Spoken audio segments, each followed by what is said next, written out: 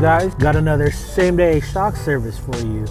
This time we got a Jeep JL on some Kings and 38s, built up pretty good. We're gonna be taking the Jeep in, get the shock service. He's had these Kings on for some time now, and one of them is actually leaking in the back. He has a trip planned to go out to Sand Hollow next week, so we're gonna get the shocks rebuilt, refreshed, get them feeling new. You can kind of feel that one that was leaking. It's a little soft. We'll let you know how it goes.